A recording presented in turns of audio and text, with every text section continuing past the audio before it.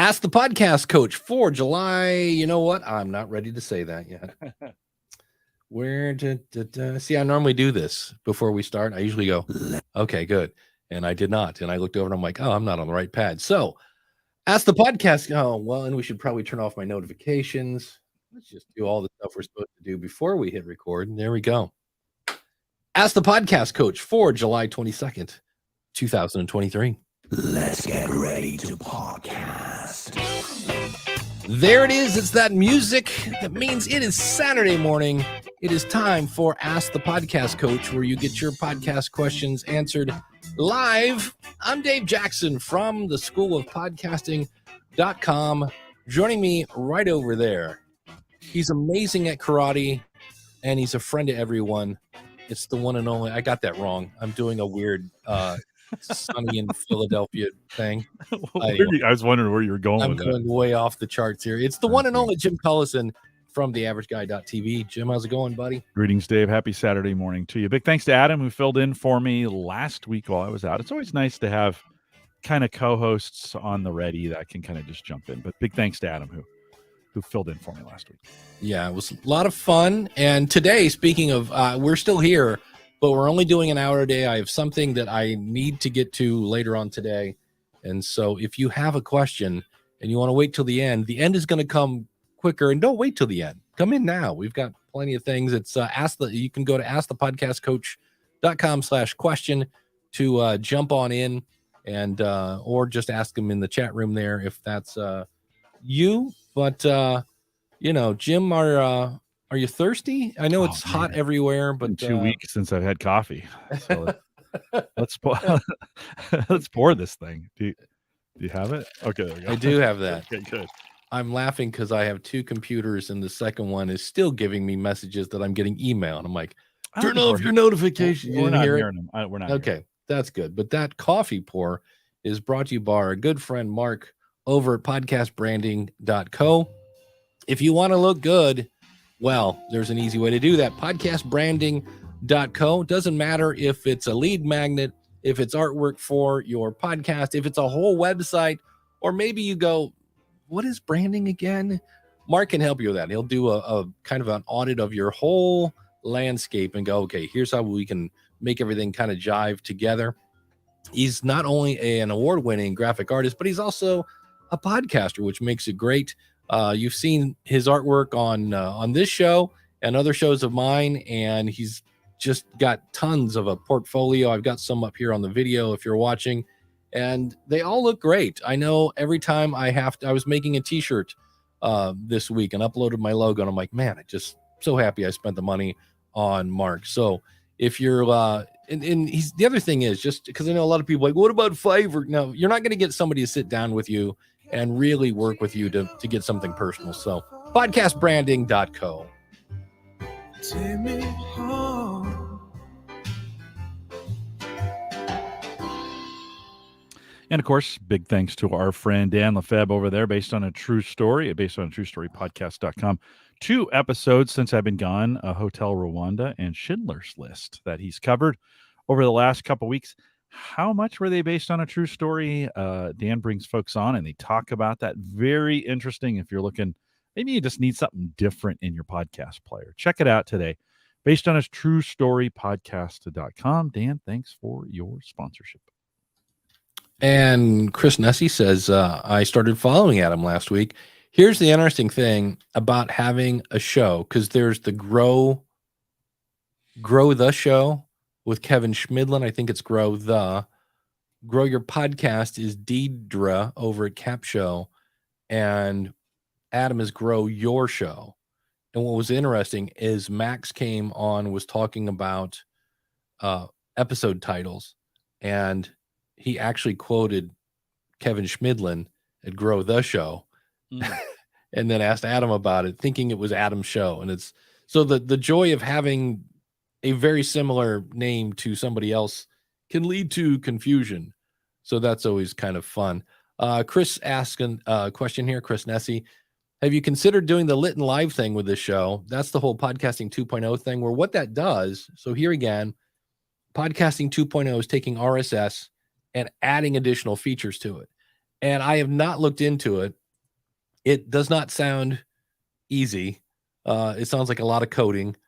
And what it does is in about 4 apps, it would alert people like on Podverse, I think, Fountain, I forget the other 2, that we're live. And they can click a button and they can basically come right here and all sorts of fun stuff.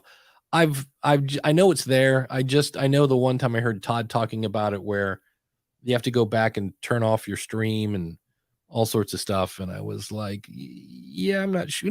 I'm not happy with the people that show up on Saturday morning. And I'm like, it'd be fun, but you have to figure out because like right now I'm using Libsyn and I do the chapter thing where you can like on this show, if you're not like interested in the topic, you can say, hey, go to the next topic. You can see the topics we cover.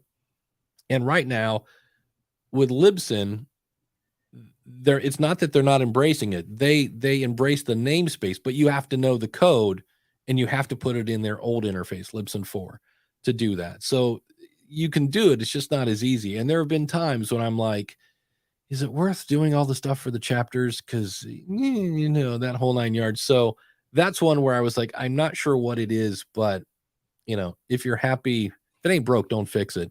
But it is something I would like to play with because I like to play with toys, but it's not a high priority at the moment because we got 23 people watching live right now. So that's pretty cool. So I will take that. But our first question comes from Jessica. This was over, I believe, in a Facebook group. Has anyone conducted a listener survey? I'm currently in between seasons, and I'd like to get listener feedback before I launch the next season. I'm interested in what types of questions or data or other podcasters, types of questions or data other podcasters have collected from their listeners. And I was like, I know a guy that works for a company that does. We do a few surveys. Yeah. For me, from customer service, because I was, for one of my companies that I worked with, I was a customer service guy, and they'd be like, hey, let's do a survey. It was kind of like one of those things like, I don't know what's going on. I don't know. Let's do a survey. And I was like, why are you doing the survey? And then the biggest thing you have to think about, what are you going to do with the content? Because the worst thing you can do is ask your customers, what would you like? And then ignore every ounce of it. I was like, unless they're trying to get you to do something completely different. But I think one of the things she's talking about, like, how do you get people to fill it out? Any insights on surveys? Yeah. Well, one, keep it simple. Keep it really simple. I mean, we spend an enormous amount of time testing our questions, right? Because they're part of our product. So we're always testing new questions. We're always kind of like you said, what are you going to do with this? If you get this kind of feedback, what are you going to do with it?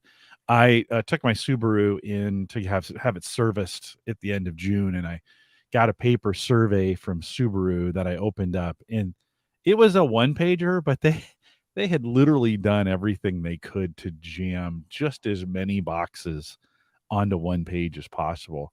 And I opened it up, and it was just overwhelming. Like I was like, and yeah, they gave me a QR code where I could go in and take it online if I wanted to, but it was just too much. Like, and I think sometimes we only really need to know a few things, right? I mean, so keep it simple, few questions, actionable items, actually do something if you can, or say you can't, right? I mean, in today's social media space, Dave, I think oftentimes customers think because they've said it on social media, you're just going to do it, right?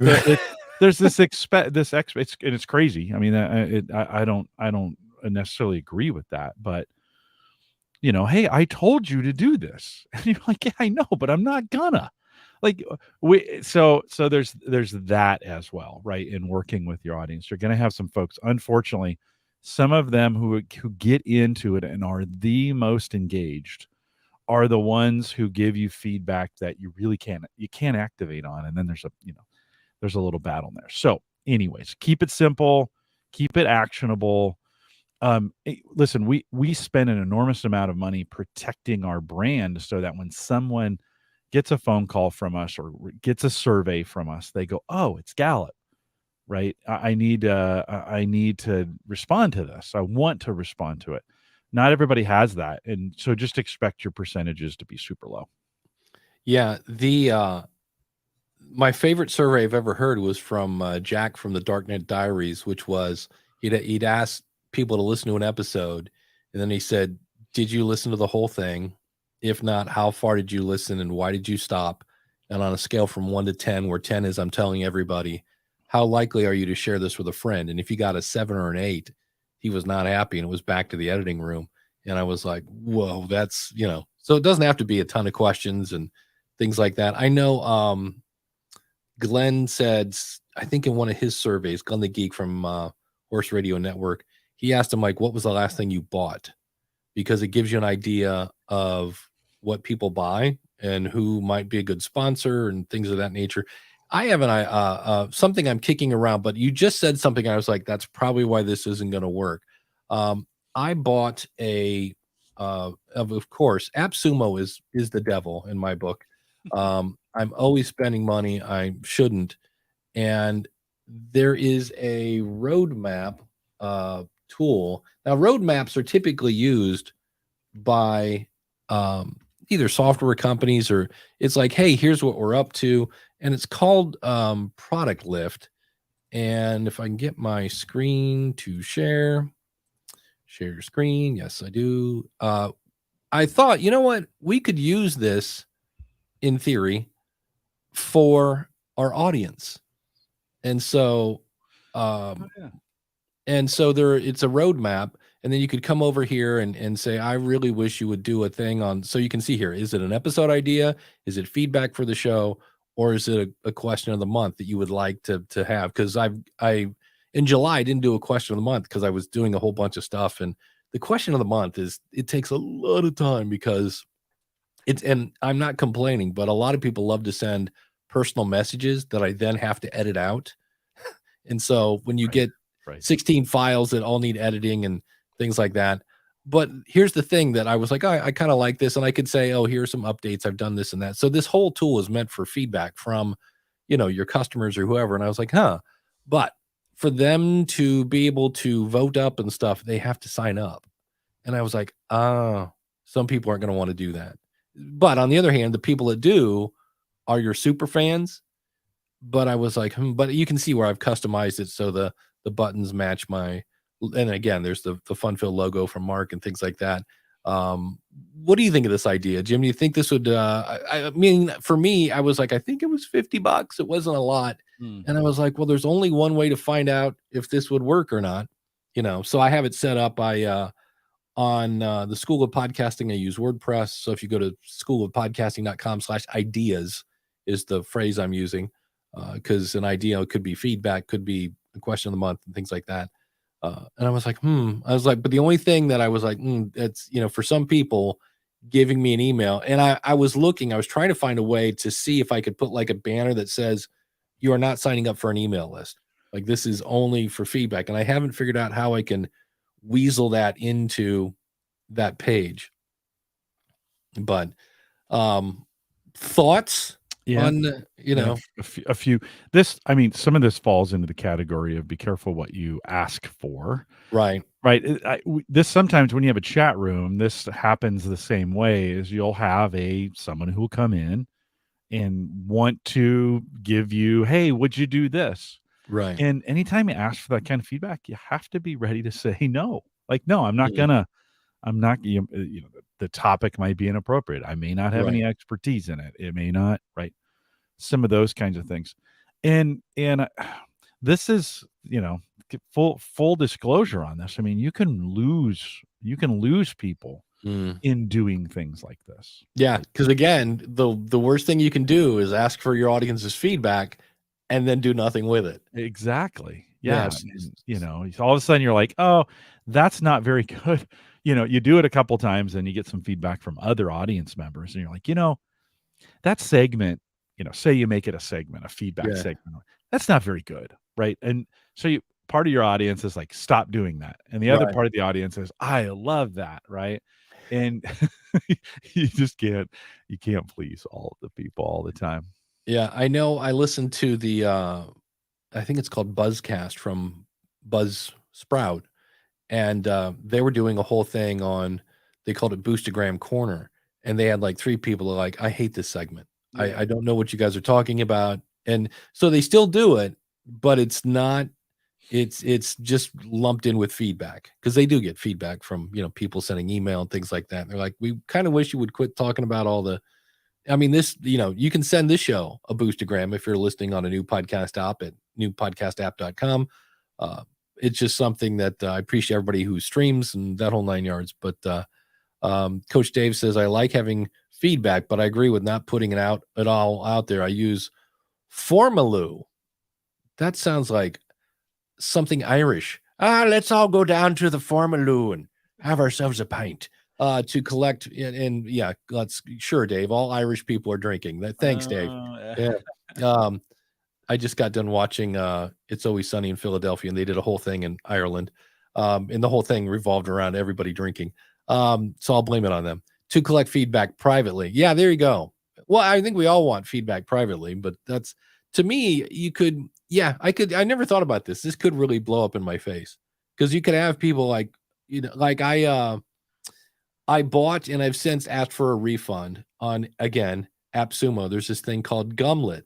And this is where you have to be careful with AppSumo. Like, you have to find somebody who's going to say, yeah, that one's not good. Mm-hmm. Because there was a guy who was in a kind of a round table yesterday, and we were talking about some different things on AppSumo. And he's like, oh, there's this new video thing called Gumlet. And I was like, I'm dying to hear what he says. And he was like, and he said, I see it's gotten a lot of good reviews. And I don't know about you, but I don't really trust reviews anymore, because especially with Amazon has been busting people. And I bought it, and I uploaded a video, and it does a bunch of stuff that I could never use. Like, it makes like 5 different versions. So if someone in a country with absolutely no bandwidth wants to watch your video, I'm like, that's not my target audience. Like, if you don't have enough bandwidth to watch a video, you're probably not going to have an easy time doing a podcast. But I went, and it works with this course software I'm using, but then I went to put one on my website, and it was responsive, which means it was full width video, which means I was huge.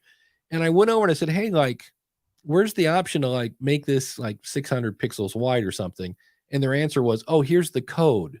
You can just edit the code. And I was like, no, that's not, there's Loom, there's YouTube, there's all these other ones. I'm like, I'm not really, and that's when I said, no, thank you. But so I was waiting for this guy to say what he thought about it. And his answer was, everybody else says it's great. And I'm like, well, I'm one of the people that said, there's a certain target. Like, if you're really into SEO, I think it's more for webmasters, because it was all about SEOing your videos. And I was like, but for ease of use, just upload, copy, paste. I go, no. I go, not yet. I go, I did have at one point a meeting scheduled with, I guess, one of the founders.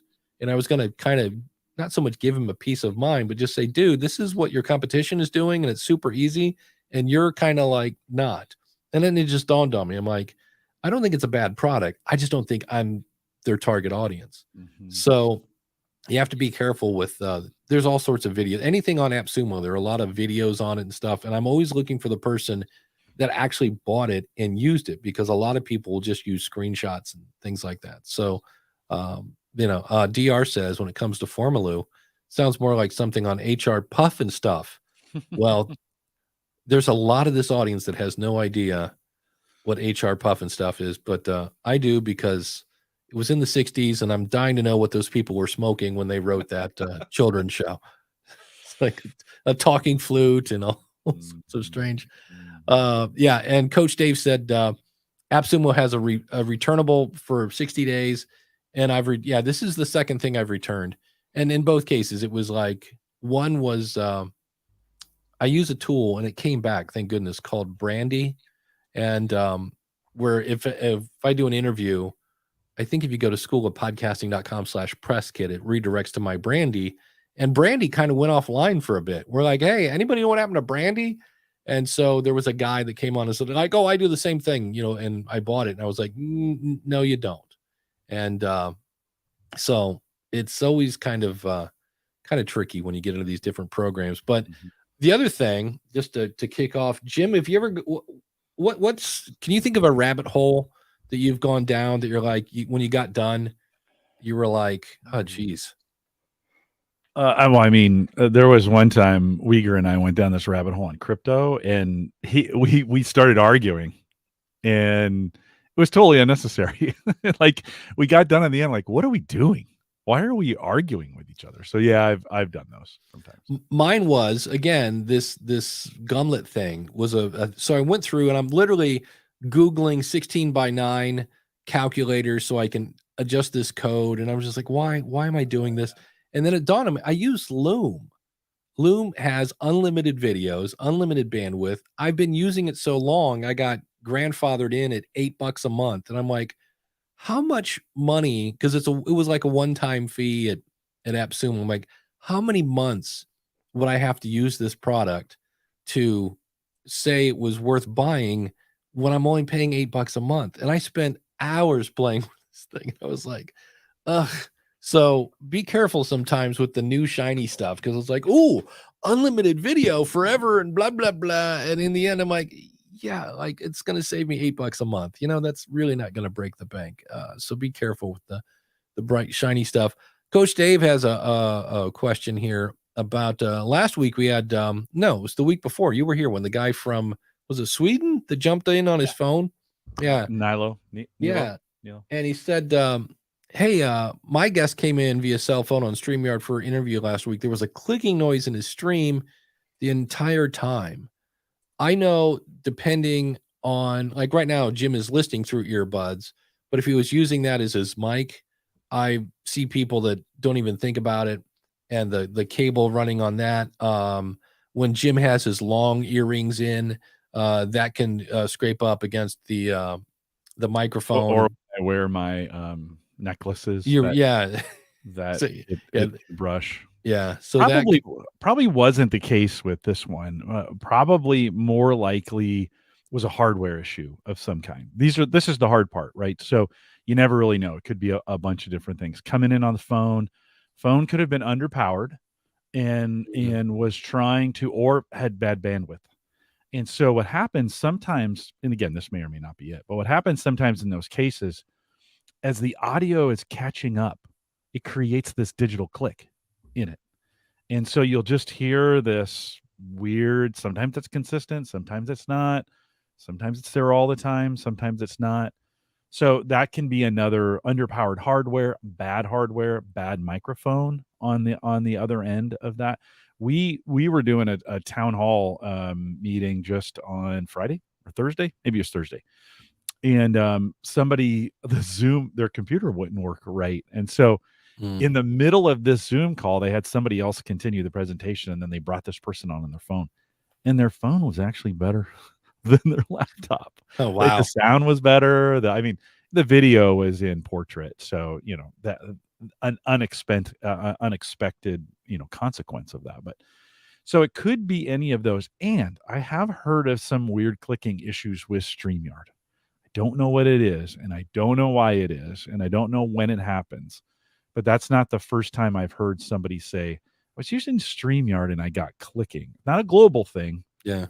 By individual users. So, Coach Dave, I think it could be any of those pieces. There you go. And I forgot to do this. And now, he's been waiting for this. It's time for Jim to get his nerd on. My favorite part. It's my favorite part of that. So if you have a question, we are at askthepodcastcoach.com/live. We have people asking in the chat room. If you want to jump in to the video is optional. Go to askthepodcastcoach.com/question. If you're listening to this and it's not live, you can go to askthepodcastcoach.com/ask, and that'll take you to a place where you can record your question, and we will use it on the show, assuming that it's about podcasting and things like that. So so Jay says he's experienced the clicking thing with StreamYard. I had somebody at work contact me. One of our we have a corporate account, and one of the techs contacted me, and he goes, "Hey, I was doing a recording of some guest, and there was this weird clicking in there." And we did a whole bunch of troubleshooting and never really did figure out why. It also could be on StreamYard's end that something's wrong. You're recording to an Amazon instance somewhere, and it could be Right. hardware on their side too that's causing this. So make sure if it's consistent, make sure you're reporting it to StreamYard so that they can kind of look into it. They'll always give you, can you give me an example? Well, because it is hard to troubleshoot, but Yeah. still make sure you're reporting it to StreamYard. Yeah, and especially if you can send them a link to the recording or something so they can hear it, as opposed to, I always felt bad for like car mechanics. My car's making this noise. I was like, and I, wait, what? Can you describe the noise? Yeah. But speaking, not that I don't love StreamYard, if you've ever thought of buying Ecam call recorder, and I really am, because it's fairly cheaper than, because I've got the Big Shot Smarty Pants thing on StreamYard, and I swear I might buy it sometime in the near future. We might be using Ecam for an episode, because I think you can buy that on a monthly subscription, I thought, or they probably have a 30-day something where you can, some sort of free trial, because I would love to try it just to see. I was watching, I think it's Social Media News Live. And I can't remember Jeff's last name, but he was on LinkedIn. It was a really good show. He was interviewing the Shan Man and a bunch of other people about podcasting. And they had this cool 3-person layout, and they had all the same things we do with the, the little name tags and everything like that. But he was using Ecam. And the only thing I've heard, in fact, there he is. I couldn't remember his last name. And now I can't remember how to pronounce it. I want to say Psy, right? Is that how you pronounce that, Jim? Yes. I'm not even going to try. Jeff, Okay. put the phonetic pronunciation. Yes, but Jeff has been around forever and is a great video guy. And I was watching it. It was really good. So, Jeff, you have a new subscriber. I was like, what is the name of this show again? But he was making it do some really cool dance moves. And I was like, oh. And so when I heard they were having a sale, I was like, well, there you go. Have to jump on that. So, because I think if you're just like, for what we're doing, 2 guys and some, like, it's not like I'm doing anything major in here. It is C for anyone who was, thank you, Jeff. I'm not sure what the over under on that was, but the correct answer was C. So keep that in mind. Let's see. Thanks for your patience on that, Jeff. Yeah. Let's see. Is it possible? Here's a fun one.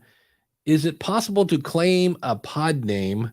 So right there, I'm like, oh, I cringe. I hate when people like, oh, it's the podpreneur, and when they like shoehorn the word pod into stuff, it's pod back. And like, what's a pod back? Oh, it's feedback on the pod. Like, what? Is it possible to claim a pod name before launching?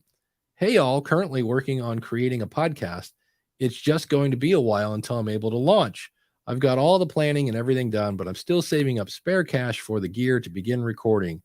Again, $90 microphone. You're good to go. The market is beyond oversaturated. I know. That's a fun statement, which makes choosing a name that isn't already taken more difficult than ever. That is true. Fine. When you like, oh, I know, I'll call it this. And you go, oh, wait, I couldn't believe I got dailypodcasttips.com. I was like, how is that even available? Mm-hmm. But is there any way I'm able to secure a name in advance before actually having the episodes to begin uploading? I'm not in America either, if that means anything. Many things in advance. And the quick answer to, is there a way to claim a podcast name? Kind of no, but there is. It's just you get a trademark, which means you get to go to court if somebody uses it. And the last time I checked, anytime you go to court, it's usually not cheap. But my favorite is if you go into, well, here, let's just do it. We'll do it live. If one of my favorite tools is Cast Feed Validator, not only for validating your feed, but it's great because I'll have, as a troubleshooting tool, people won't have a clue what their feed is. And so you can go over and type in the name of their show, and it will basically say, oh, here's, their show in Apple Podcasts. And from there, you can kind of do that. So I'm going to say, look, I want to find my RSS feed, and I'm going to put in the show name Thinking Outside the Box, because that would be a great name, because our podcast we're not going to have a niche. We're just going to think outside the box. And these are all the shows that have the name. So we got 1, 2, 3, 4, 5. Here's one, Thinking Outside the Box with Gavin Rubenstein. Thinking out. So is there one on fire? Thinking Outside the Box on box fire? on fire, but you now, know is what? the box on fire, or Yeah, are you on fire yeah. as you're thinking outside the box? It'd be terrible to be podcasting in a box on fire. That would be. Would Yeah. But the other thing is, this is another one I see a lot of people do. My guess is they're using PowerPress or something, but in their media host, because when you sign up for your media host, they don't know your name, and they just smush all the words. There's no spaces. It's just Thinking Outside the Box, all one word. And I'm like, how are people going to find your show when you get kind of cute with the spelling? How is your audience going to find you to, if you're like, oh, we spell it with a K, not a C. You're like, okay, but they're not going to find you if they can't put it in there right. So, it's just one of those things. I forget what the website was. It was like Podcasting School, something. And I kind of was like, hey, like, any chance, I was very nice. I wasn't mean and nasty. Like, you need to change this or I'm going to sue your family. It's like, hey, any chance you're kind of like bumping up against my brand there? And the guy was like, yeah, go pound salt. And I was like, all right, now do I get a lawyer involved? And I was like, What was that site, Dave, that you were using? Cast Feed Validator. What it's great for, the original purpose is to find, you throw your feed in there and it'll be like, yeah, this is invalid. Your image is too big. It's great for troubleshooting a feed, which usually starts with, hey, my latest episode isn't showing up in insert app here. So the first thing you want to do is see, hey, is your feed valid? Because if it's not, then we got a problem. And from there, and then if they go, if it's if I'm doing this and it's not a Libsyn person where I can figure out what their feed is, I can go there and find out, oh, well, you're using Anchor. You can also see a lot of times Anchor people will be on Anchor. They'll come to Libsyn. They'll, unfortunately, again, resubmit their show to Apple. So they end up their duplicates in Apple. And that's an easy way to see, oh, okay, well, this one, the source is Anchor. The other one, the source is Libsyn. So, yeah. So the right one, Cast Feed Validator? What did I say? .com? It is .com. It's Blueberries, right? It is Blueberry. Yeah, they bought that a couple years back. Jeff has it on fire. He says, I have it when everything is on fire. Accounts on fire, cooks on fire. I remember ones that firefighters on fire. Firefighters on fire. I always loved librarians on fire. It just was like, and that's still happening, by the way. I forget, I ran into an on fire show and I was like, really? We're still doing that? But it just okay, well, it's your show. They can do what they want. Yeah. Again, we always say you can do whatever you want as long as we can still judge you for it. Yes, it's castfeedvalidator.com. Here's another fun one. Since I realize this is kind of visual, but it's not. Podnews.net. If somebody goes, hey, like, because I always say, don't say, find this podcast wherever you find all your other podcasts, send them to your website where you have the follow links. And you're like, how do I get my follow links? Well, the quick answer is go to the app, and usually there's a link there somewhere. But if you're like, I don't want to have to go to Apple and Google and Spotify. So if I go to podnews.net, he said, sharing his screen again.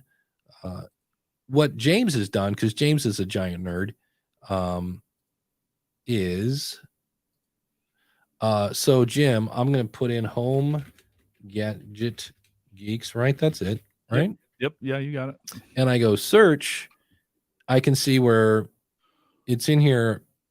Oh, because you have a video version. You have a couple different versions. I do. We have video large, video small. Yeah. So if I click on this one, in theory, okay, there's your links to Apple, Google, and Spotify. But there's also links to like Bullhorn, Cast-O-Matic, all these other ones. So it's really easy then.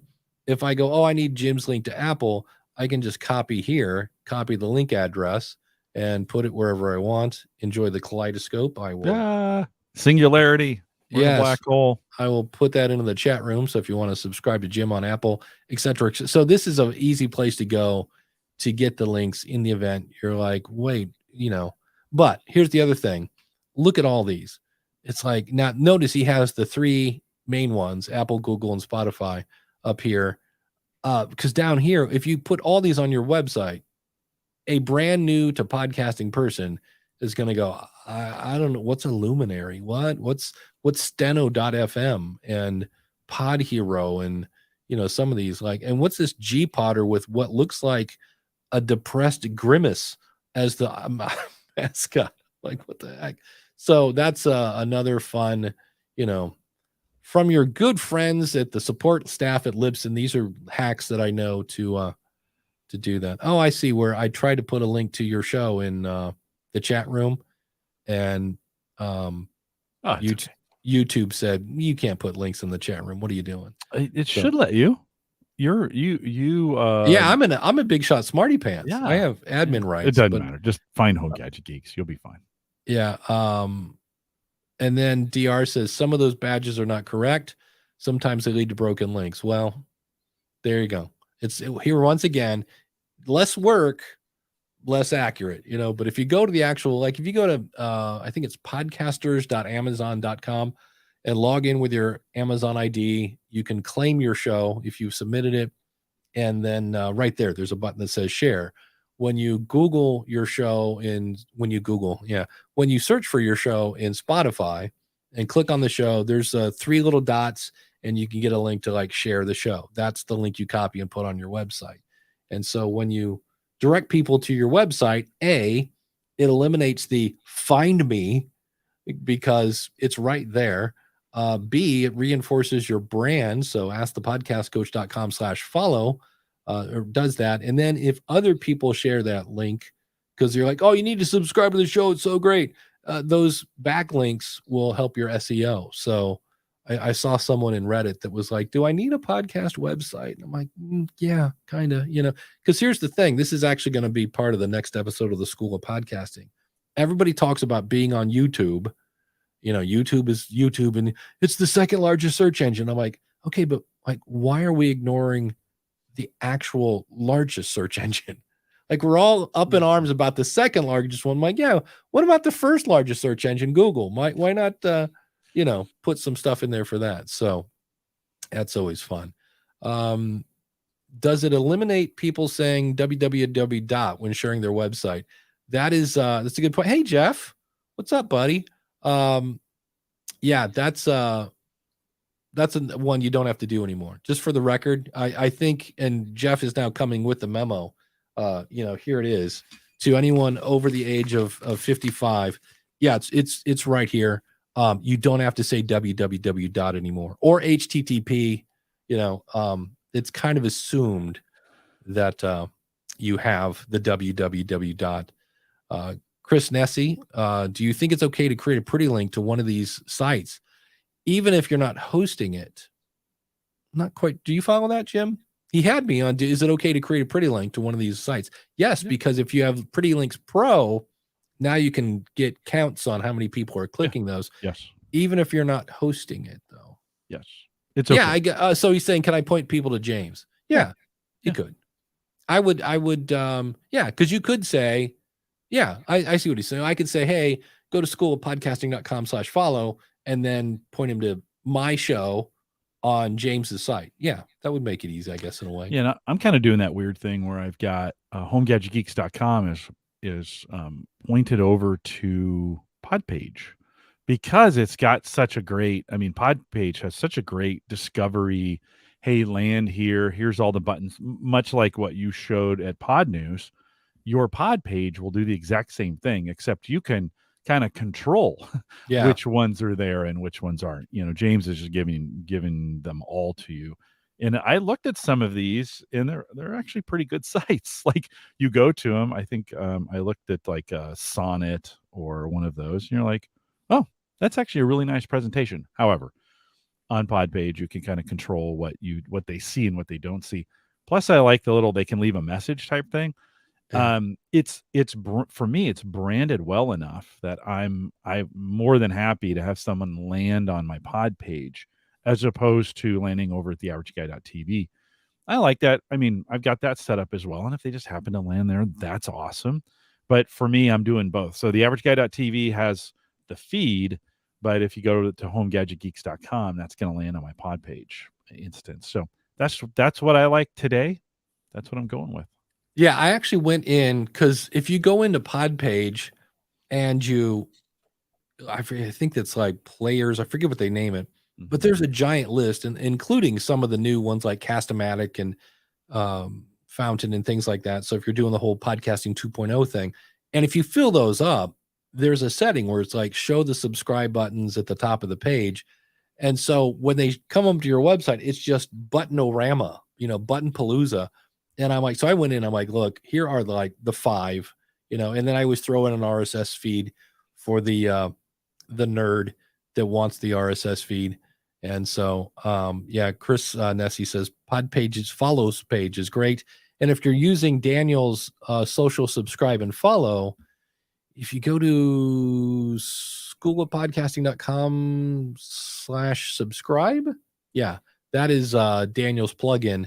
Same thing. You can put in what shows you want, because I used to have a ton, and I have since cut back a little, but I think there's still probably too many over there. Where do you, Coach Dave says, where do you put your show notes on Podpage or in the feed? So here's why I love Podpage. One of the many reasons. Or if you're using the other one, podcastpage.io, they both there are a few of these where you put in your feed and it spits out a website. So in Podpage, which uses the information in your feed. So I'll put, again, eye-catching title, and I'll put in this show, we do such and such and such. And then I always put links to anything we talk about. So today there'll be a link to Product Lift and a link to James's site and anything like that. And then a paragraph or so to help the listener decide, do I want to listen to this or not? And then maybe chapter markers, but that's up to you. But particularly just a little bit, because I don't see people, and this is one of those things where we assume people consume podcasts like we do. So like if you give me War and Peace in your show notes, I'm not reading those. I'm just looking for the link to the book you talked about. So I give my audience what I think I want right now. So you put out the new episode, Podpage goes out, grabs the RSS feed, takes that information, puts it on your website. Great. I go into Podpage, and now I will expand on that, because now I'm in the land of Google. Remember that number one first engine, and I will expand on my show notes, because this is what Google wants, is more words, not so much the people on the app, but Google does. And so that's how I do it. I expand on Podpage to do that. Any thoughts on that, Jim? What are your typical show notes? No, they go in WordPress, and get ready to thank our awesome subscribers. Don't forget, we just have an hour today, so we need to do that as well. But so I put them in WordPress. Everything's there. I point everything back to that. I use a pre-link, theaverageguy.tv/ then the show shortener one, right? HGG, whatever the show number is. So it just is easier that way to have it all on my site, on my WordPress. But then that pushes everything to the very sites, including Podpage. Great way to do it. I just started paying for Podpage. I never had used as many of the features because I was kind of on the free plan, and they're changing their plans over there, right? No more free. You need to have some kind of subscription. So I started to pay. Then all of a sudden I was like, you know what? I need to take more advantage of. There's some great stuff over here for paid stuff for the paid subscription. Yeah, there's more stuff coming. That's going to be really cool. Yeah. What's your link if someone wanted to sign up for Podpage? Try Podpage is my affiliate link with the blessings from Brand. I go, hey, I'm going to put your brand in an affiliate link. Is that cool? And he's like, it's an affiliate link, and I go, yes. He goes, yes, and spread it everywhere, please. And I'm like, okay, cool, good. So, Coach Dave, in my case, a contractor controls the WordPress and the feed platform. I set up a Podpage. It's hard to keep them in sync. There is a tool. You can go into episodes and all episodes, and on the right-hand side, there are a couple different, like you can say, hey, go check for an episode. It's typically pretty fast on updating. But if not, you can, because I know if you go back to your media host and you add something in, the actual show notes in the feed, you have to go back to Podpage and say, hey, go back and look at that, because it's kind of a one and done. So you have to kind of manually tell it, hey, go look for new stuff that's there. So it'll do that.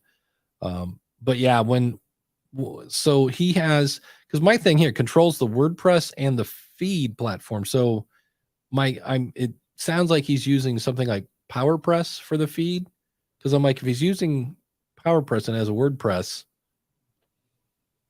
like, why is there a pod page?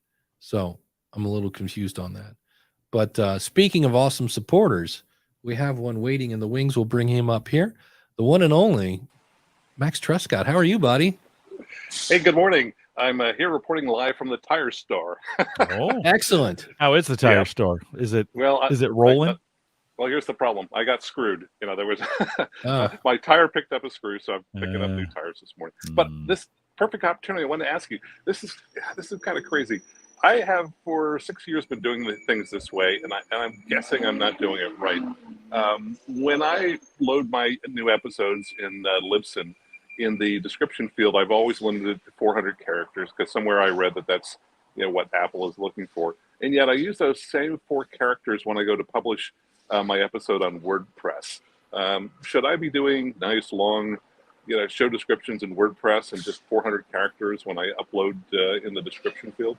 Well, first of all, I've never heard there's a 400 character limit in Apple. There are people that write War and Peace in Apple. Interesting. Yeah, there is a limit. It's I forget I think it's 4,000 characters. Oh man, not 400, because there's a part where it'll do that. But yeah, on your website, like I might have, especially if I have my my questions. If I have them someplace, I'll be like, today we discussed this in the interview, and I don't want to give the answer, but I can say we talked about how they started the business and how, using free software, blah, blah, blah. Just to, again, this is why you want to listen to this kind of stuff. So yeah, I always expand it on WordPress or whatever you're using for your website, because that's the land of Google, and Google's not looking for just words. So for everybody who wants to do a transcript and just do a word vomit on your website, they're looking for good words. So if you clean that bad boy up, that would be okay. But yeah, I would definitely expand on that. And you can add more stuff for your episode, because the thing that makes me like, I will, I will, is this the right one? And now, yes. It's time for a power rant. Yeah. If you want Dave into a power rant, talk about something on your podcast, explain how great it is. And then when I go to the show notes, there is no link to whatever you just talked about. That drives me bananas. So I always make sure you have the links to whatever you mentioned. And that's where I wish all these different AI tools have one cool feature. And Pod Squeeze, you have to, Pod Squeeze is an AI tool. One of the cool things it does is like, hey, we heard you mention these websites. And I was like, that is so cool, because when you do a 90-minute show and you're throwing out URLs left and right, it's kind of cool that it's like, oh, we heard these. And I was like, oh, why doesn't every, Swell and Cap Show and all these other ones do that? But yeah, so I would recommend expanding those if you want. Okay. And so for the description, I didn't realize there was such a large, 4,000 characters available. What's your guidance on there? I'm guessing you don't want it too long, because it's going to make your RSS feed really long, especially if you got 250 episodes in the feed. Yeah, to me, I'm just thinking what's the shortest amount I can give them to let them understand what's in the episode, and decide whether or not they want to listen. And then the links. Now everybody has their, everybody has their own way of doing it. That's what I do. Jim, what do you do for your, when you write show notes for your episodes? Yeah, I try to keep them as short as possible, just because I don't think a lot of people read them, just to be honest. Yeah. Right. So I do an intro paragraph that I try to keep that under 600 characters. And it also makes it easier for not all the different places that podcast land is friendly to large descriptions.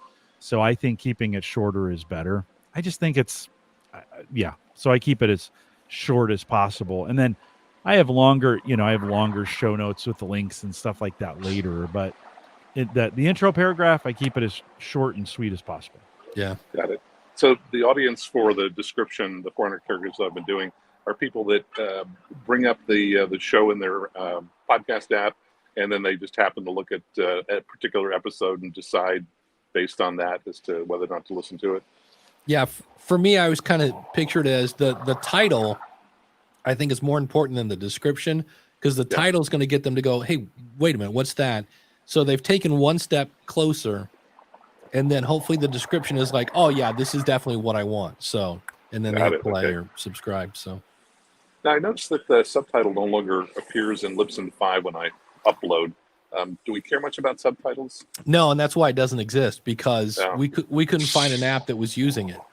And if it was, it's like, you know, it's 0.0007% of, you know, downloads. So yeah, it was one of those for years. I was like, and finally somebody put in some sort of like gibberish, like, you know, whatever, some word that doesn't exist, and then just kept going into all these apps and searching for it, and we just couldn't get it to come up. And we're like, we don't think anybody's using this anymore. So interesting.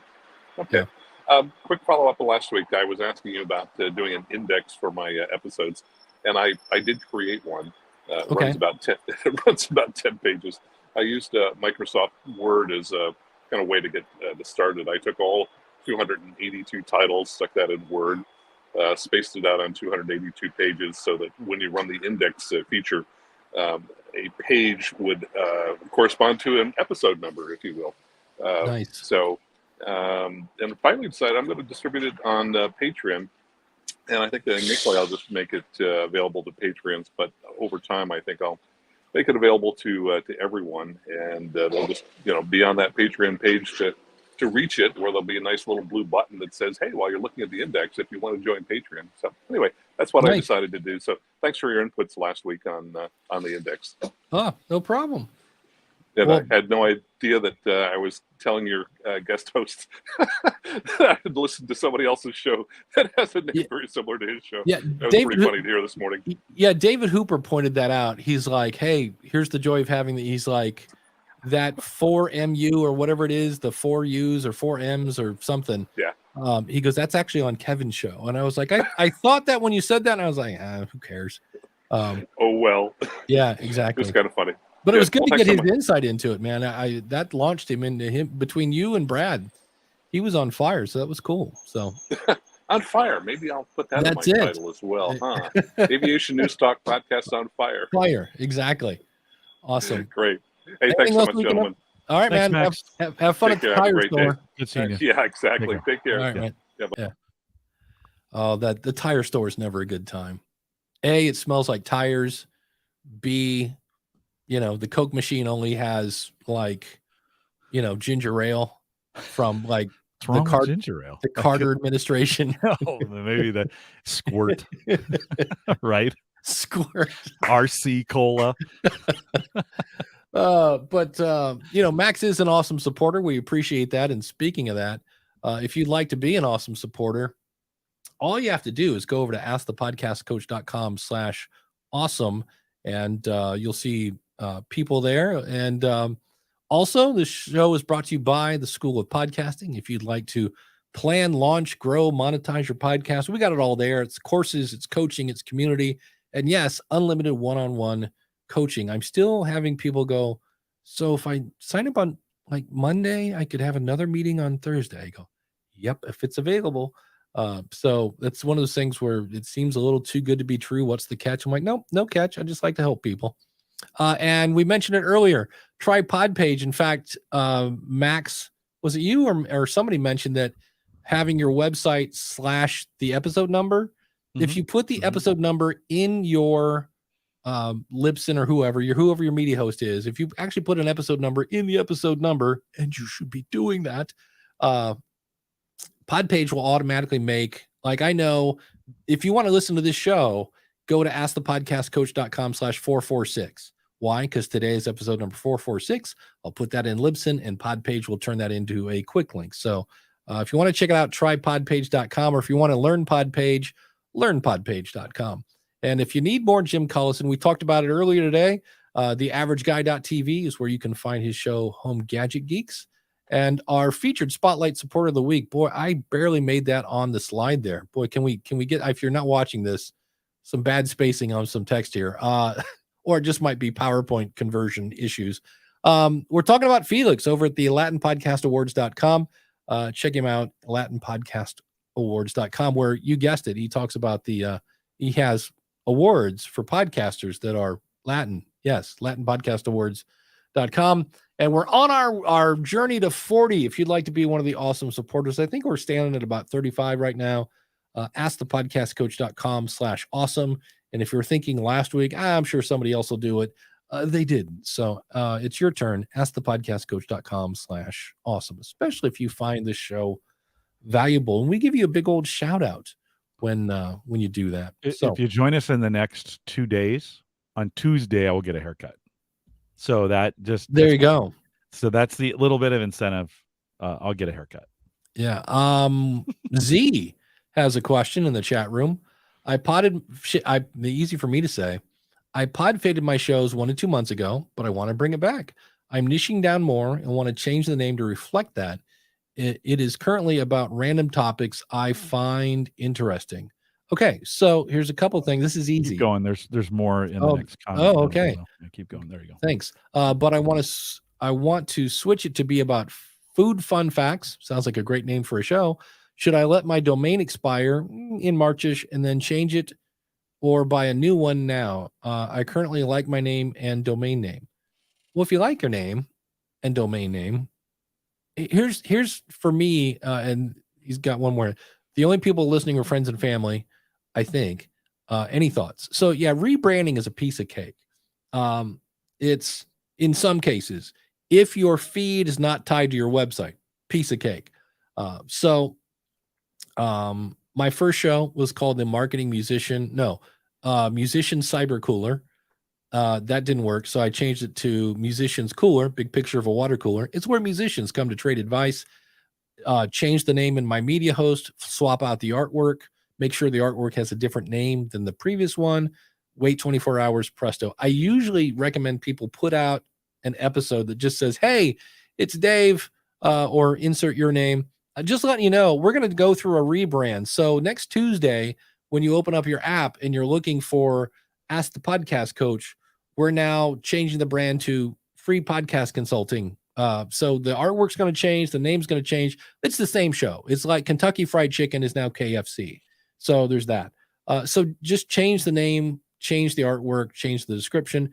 If you want to change the website, that's not a problem either, as long as you're not using, and again, I have nothing wrong with PowerPress, but if your feed is based on your website and you change your website, you just changed your feed, which means you just broke your podcast. So, and for me, Dan says, Lefebvre, speaking of based on a true story podcast.com, you can also redirect the current domain to another one. Yep. I have a ton of those. I mean, for me, domains are a sickness. And so I have a lot that, if you go to this website, like if you, let me think about it. Well, I have daveinyourpocket.com points to some new thing, but that's also the same as, I think I have coaching without calendars. There's a ton. So, so yeah, it's not that hard. If you like the name and the domain, why are you rebranding? For me, a good name, the little test, is if I go to somebody and I say, Jim, I'm doing a show called Fixing Ford Mustangs. What do you think it's about? Fixing Ford Mustangs. Pretty clear. Pretty clear. Right. But if I go, hey, Jim, I'm doing a show called Red Hot 1965. What do you think it's about? Don't know. Yeah, exactly. So for me, a good show is when I go, I'm doing a show called, Parenting 3-year-olds. What do you think? Like if somebody goes, yeah, okay. So that's why Dave has shows like Ask the Podcast Coach and Logical Weight Loss and Web Tools Radio and things like they're obvious. Plus you want your keywords in there for, again, going back to that Google search thing that comes in handy. I think there's an exception to your rule though, in that titling, when you are on a hyper niche, whatever, where that term is super common in that space, and you're trying to attract that audience to, like my friends over at Single Cask Nation, right? For most people, you'd be like, oh, I don't know what a single cask is, right? But that's a very specific whiskey term, right? And so in that space, it means something. And so you can get away with it, I think.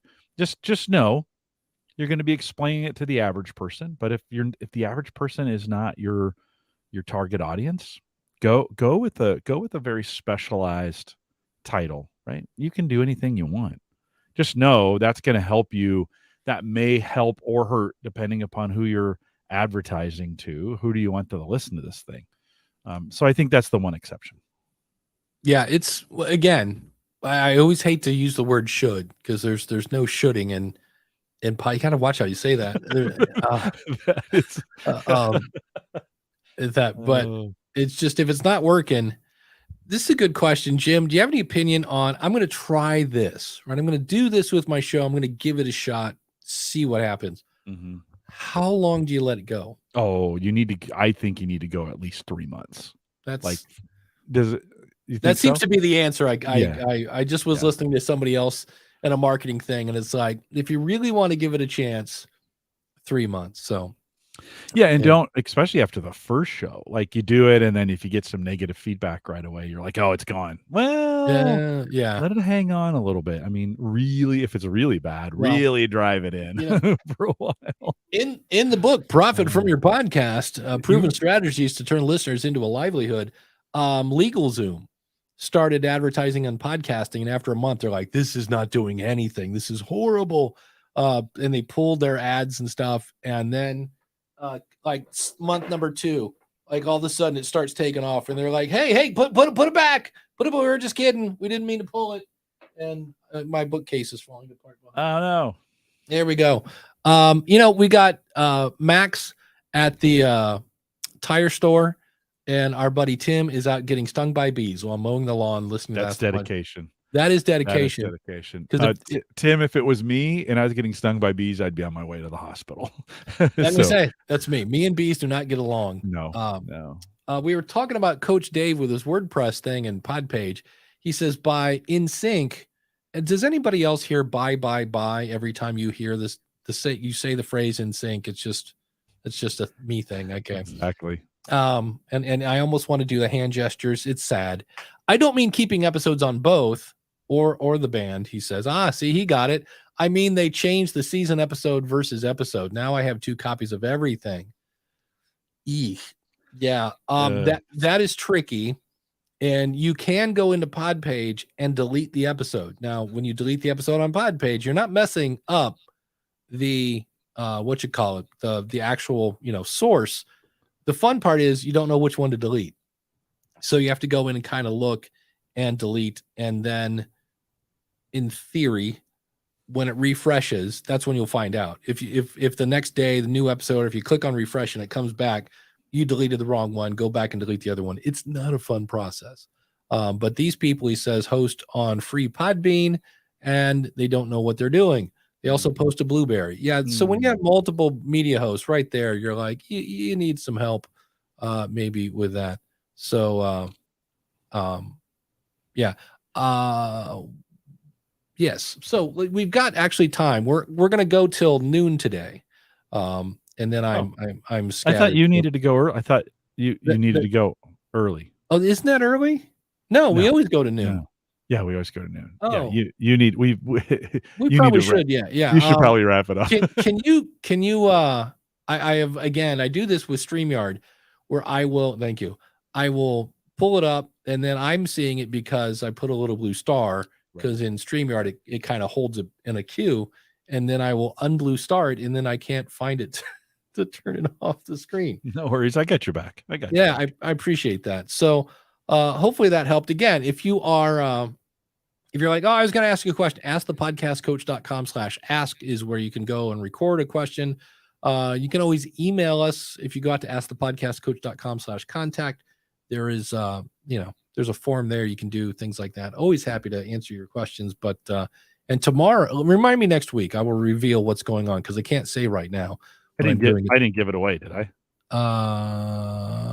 I don't think so. Okay, good. I hope not. For a second, I thought, we'll see. Okay. Yeah. All right, good. All right. But anyway, Jim, what's coming up on Home Gadget Geeks? He's out there in the chat room. You know him as Uncle Marv. He comes on the show. He's fantastic. We had a good time together, and you don't want to miss it. I haven't posted it yet, but it will be available either a little bit later today or sometime tomorrow. HomeGadgetGeeks.com. And on the School of Podcasting, I have like 3 ideas that I've started working on. I can't decide which one. I think right now it's a little bit of a tangent, but Jim and I were talking before we started on avoiding and how to identify when you're down a rabbit hole. And also the importance of when you buy a product, whatever it is, learn what it does. Because I have been spending money on a product and I didn't realize that I already had a product that does what I'm paying. So I've been wasting money. And I was like, oh, had I known that, I didn't do things. So, but we're always so excited to jump in and like, oh, what did you like? Wait, hold on. So I think that'll coming up that, or I want to take like 5 different microphones, and I haven't figured out if it's worth if the juice is worth the squeeze, to point out that here's a $400 microphone, a $300 microphone, and a $90 microphone, and I can make them all sound identical. Like you can't tell the $100 microphone from the $400 one. So please quit obsessing over the tech. And I'm like, that's going to take like 10 minutes to make one point. I'm not sure. So, but we'll be back next week. As always, askthepodcastcoach.com/live. Thanks to the chat room, and we'll see you next week.